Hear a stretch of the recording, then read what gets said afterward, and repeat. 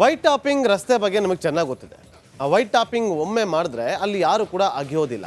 ಆ white topping ರಸ್ತೆ ಹಾಕೋದಕ್ಕಿಂತ ಮುಂಚೆ ಅಲ್ಲಿ ಏನೆಲ್ಲ ವ್ಯವಸ್ಥೆಗಳು ಬೇಕೋ ಎಲ್ಲವನ್ನು ಕೂಡ ಮಾಡಿರ್ತಾರೆ. ಆದರೆ ಬೆಂಗಳೂರಲ್ಲಿ 8 ಅಡಿ ಗುಂಡಿಯ ಕಂಟಕ ಎದುರಾಗಿದೆ. 8 ಅಡಿ ಗುಂಡಿ ಆಗಿದೆ. ಯಾರು ಅಗ್ದವರು? BBMPಗೂ ಗೊತ್ತಿಲ್ಲ, ಜಲಮಂಡಳಿಗೂ ಗೊತ್ತಿಲ್ಲ,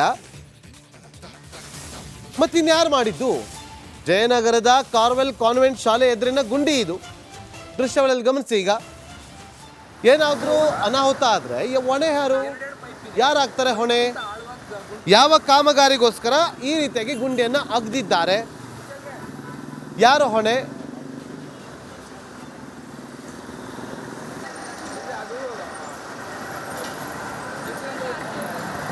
ಬೆಂಗಳೂರಿನಲ್ಲಿ ರಸ್ತೆ ಗುಂಡಿಗಳನ್ನ ಯಾರು ಬೇಕಾದರೂ ಅಗಿಬಹುದಾ ಎನ್ನುವಂತ ಪ್ರಶ್ನೆ ಈಗ ಮೂಡ್ತಾ ಇದೆ. ನಾನೀಗ ಜಯನಗರದ ಕಾನ್ವೆಂಟ್ ಹಿರಿಯ ಪ್ರಾಥಮಿಕ ಶಾಲೆ ಏನಿದೆ ಅದರ ಮುಂಭಾಗದಲ್ಲಿದ್ದೀನಿ. ಎದುರಿಗೆ ಬಸ್ ಸ್ಟ್ಯಾಂಡ್ ಕೂಡ ಇದೆ, ಕಾನ್ವೆಂಟ್ ಕೂಡ ಇದೆ. ಆದರೆ ಈ ವೈಟ್ ಟಾಪಿಂಗ್ ರಸ್ತೆಯನ್ನ ಈಗ ಯಾರು ಅಗ್ದಿದ್ದಾರೆ, ಇದನ್ನ ಅಗ್ದವ್ರು ಯಾರು ಅಂತ ನಾವು ಕೇಳಿದ್ರೆ BBMPಯನ್ನ ಕೇಳಿದ್ರೆ ಗೊತ್ತಿಲ್ಲ ಅಂತ ಇದ್ದಾರೆ. ಇದನ್ನ ಅಗ್ದಿದ್ ಯಾರು ಅಂತಾನೆ ಅಧಿಕಾರಿಗಳಿಗೆ ಗೊತ್ತಿಲ್ಲ. ಒಂದು ವೇಳೆ ಈ ರಸ್ತೆಯಲ್ಲಿ ಸಾಕಷ್ಟು ವಾಹನಗಳು ಕೂಡ ಸಂಚಾರವನ್ನ ಮಾಡ್ತಾವೆ. ಹೆಚ್ಚು ಕಡಿಮೆ ಆದ್ರೆ ಯಾರು ಹೊಣೆ? ನೀವು ನೋಡ್ತಾ ಇರ್ಬೋದು ಎಷ್ಟು ಅಪಾಯಕಾರಿಯಾಗಿದೆ ಅಂತ ಈ ಒಂದು ರಸ್ತೆ ಗುಂಡಿ. ಇದನ್ನ ಅಗ್ದವ್ರು ಯಾರು, ಅದ್ರ ಹಿಂದೆ ಯಾರಿದ್ದಾರೆ ಅಂತ ಗೊತ್ತಾಗ್ತಾ ಇಲ್ಲ. BBMPಯನ್ನ ಕೇಳಿದ್ರೆ BWSSB ಅಂತಾರೆ, BWSSBಯನ್ನ ಕೇಳಿದ್ರೆ ನಮ್ಗೆ ಗೊತ್ತಿಲ್ಲ ಅಂತ ಇದ್ದಾರೆ. ಹಾಗಾದ್ರೆ ಈ ರಸ್ತೆ ಗುಂಡಿಯನ್ನ ಅಗ್ದವ್ರು ಯಾರು?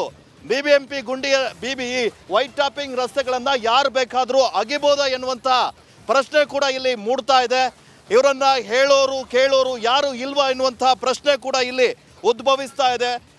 ಕೋಟ್ಯಾಂತರ ರೂಪಾಯಿ ಖರ್ಚು ಮಾಡಿ ನಡಿ ಈಗ ಶುರು ಮಾಡೋಣ. ಕೇಸರಿಯಿಂದ ಮನೋಲ್ಲಾಸ ಮನಸ್ಸು ಮತ್ತೇರಿ ಕುಣಿದಾಡಿದೆ ನೋಡು, ಮನಸ್ಸು ಮತ್ತೇರಿ ಕುಣಿದಾಡಿದೆ ನೋಡು. ಕ್ಷಣ ಕ್ಷಣವೂ ಆಚರಿಸಿ ಕೇಸರಿ ಹಬ್ಬ. ವಿಮಲ್ ಬಾಯಲ್ಲಿ ಹೇಳಿ ಕೇಸರಿ. ಈ ವೈಟ್ ಟಾಪಿಂಗ್ ರಸ್ತೆಯನ್ನ ನಿರ್ಮಾಣ ಮಾಡಿದ್ದಾರೆ. ಆದ್ರೆ ಈ ರಸ್ತೆಯನ್ನ ಏಕಾಏಕಿ ಅಗಿತಾ ಇರೋದು ಎಷ್ಟು ಸರಿ? ನೀವು ನೋಡ್ತಾ ಇರ್ಬೋದು. ಏನಾದರೂ ಹೆಚ್ಚು ಕಡಿಮೆ ಆದ್ರೆ ಯಾರು ಹೊಣೆ? ಈ ಹಿಂದೆ ಕೂಡ ರಸ್ತೆ ಗುಂಡಿಗೆ ಬಿದ್ದು ಸಾಕಷ್ಟು ಜನ ಸಾವನ್ನಪ್ಪಿದ್ದಾರೆ.